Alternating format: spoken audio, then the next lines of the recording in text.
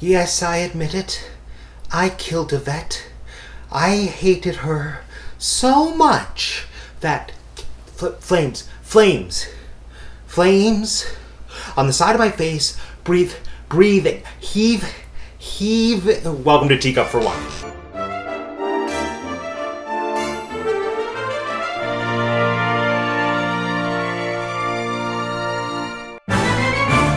Oui, madame. No, I just want to powder my nose, thank you. My name is Matt and I have 2 degrees, and today we are discussing one of my all-time favorite movies for the Halloween season, Clue.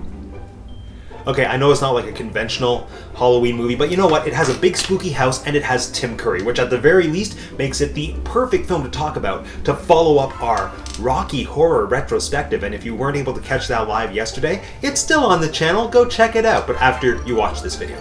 Clue is a murder mystery comedy from 1985 based on the board game of the same name, in which 6 people with very eccentric names come together in an old, creepy house and then find themselves caught up in a murder, and then they are stuck having to figure out who the murderer is, what murder weapon they used, and where the murder took place. That's what we're trying to find out! We're trying to find out who did it, where, and with what. The cast in this movie is incredible, and there are so many hilarious moments, ranging from small, subtle things like Madeline Kahn just going, ah, to larger, over-the-top hilarious moments. I'm shouting! Despite the incredible writing and cast, the thing I love about this movie is that it is so true to the spirit of the game. So it's not like somebody took a murder mystery script that they were trying to get produced and just slapped the Clue branding on it. No, like this movie honors the character names, the murder weapons, and just the sheer fact that there are 3 alternate endings and that the outcome of the movie is different every time, like if you were playing the game, is so brilliant. It's something we wouldn't get now. Also, fun fact, did you know that there was apparently a 4th ending they shot that was just so bad they decided not to use it, where Wadsworth murdered everybody? I wouldn't put it past Tim Curry. So today, in the spirit of Clue the movie, I thought it would be fun to look at 5 board games with equally unique stories or concepts that would make for amazing films. Ready? Here we go. Number 5, Monopoly. We all knew this was going to be on the list, so let's just get it out of the way. Yes, Monopoly. You either love it or hate it, but you cannot deny that the dramatic possibilities are endless, because if there's one game that incites family drama, it's Monopoly. And there are so many visual possibilities for a Monopoly movie. A Monopoly movie would have to take place in Atlantic City, which is where the original board game takes place, just coming out of the Great Depression in the 1930s. Think about what an aesthetically amazing film that would be. Like, picture The Great Gatsby, but with a beauty pageant, overpriced parking, and a jail.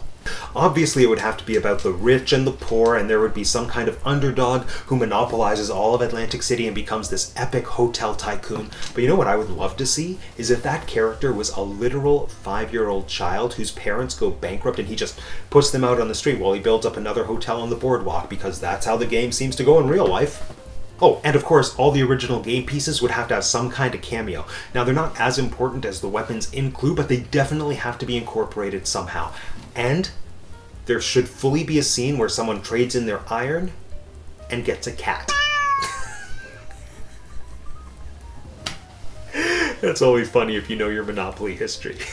Ooh, also, fun fact. Did you know that the original Monopoly game pieces were inspired by charm bracelet trinkets? Because like an early version of Monopoly came with no game pieces, and you were just supposed to like scour your house and find little objects that you could use as your token. And then the niece of the guy who recreated Monopoly and turned it into the game we know today took to playing the game with trinkets from her charm bracelets, and he was like, well, that's $1 million idea. I'm gonna steal it and capitalize it in the true spirit of this game. And he did. Number 4, Quelf. This is probably my favorite board game of all time. And if there was a film, it would 100% have to be based on this, the original edition of Quelf, with all the fun, kooky characters. Now, I like to describe Quelf as Cranium, but for less smart people, which is probably why I love it so much.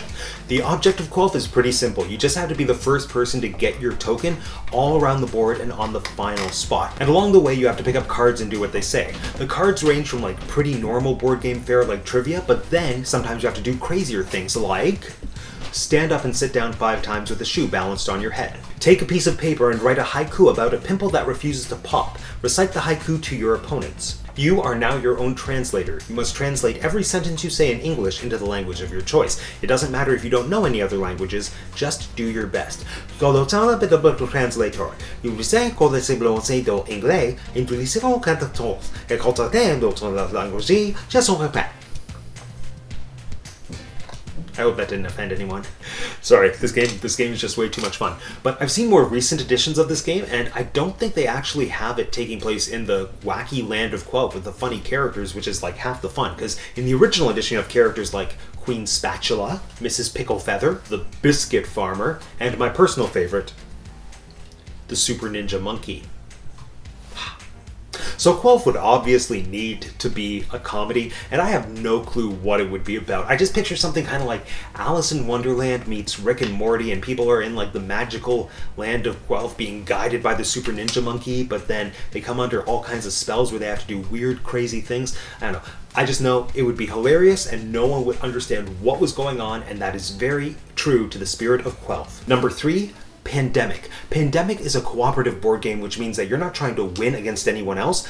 All the players either win together as a team or lose together as a team. In Pandemic, you and the rest of the players are working together to try to stop the spread of a viral infection before it infects the world and becomes a pandemic.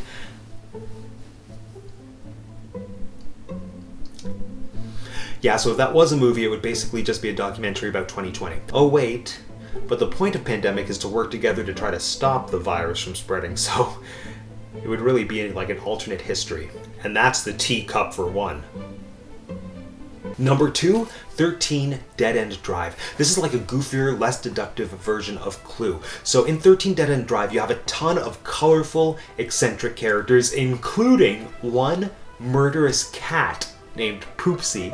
And all of these characters are trying to secure the inheritance of an old woman. And they are trying to secure that inheritance by taking out their competition, by setting up booby traps throughout this big old house.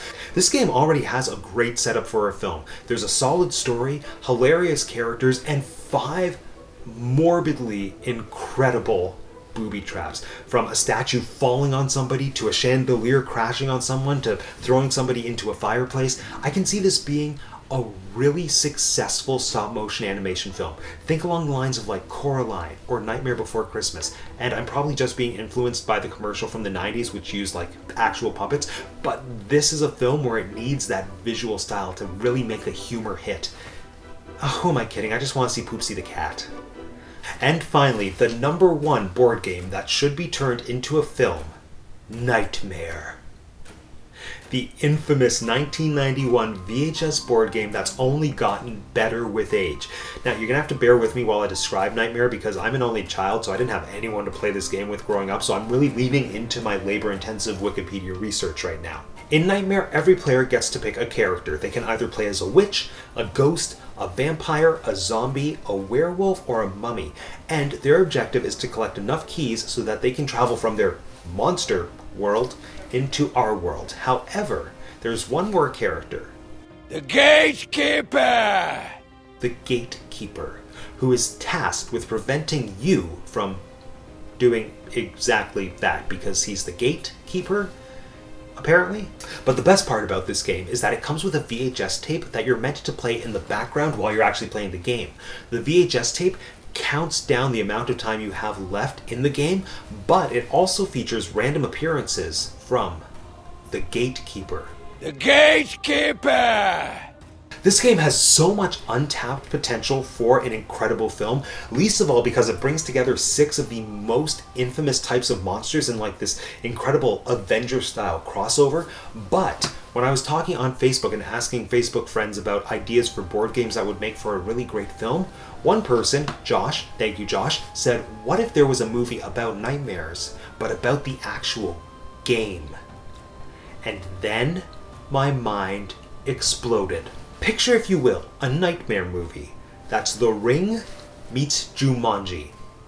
The gatekeeper would be an actual physical being, like trapped in the VHS tape, trying to keep all the monsters contained within the VHS tape, but then somehow they would like come out of the TV and then possess the bodies of the people who are playing the game, kind of like a reverse Jumanji Welcome to the Jungle kind of situation. And then the gatekeeper would have to figure out a way to like crawl out of the TV to get them all back into his TV world, or people could go into his like VHS world and be trying to escape.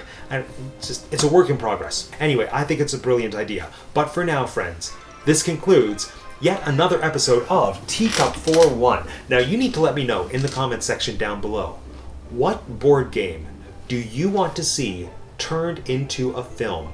And if you want to follow me for the rest of my October Halloween movie marathon, but you haven't subscribed to the channel yet, you need to learn how to use your ears and subscribe to the channel. Sorry, it's super easy. All you have to do is click on my face. Thanks for joining me today, everyone. My name is Matt and I have 2 degrees, and that's the Tea Cup for 1.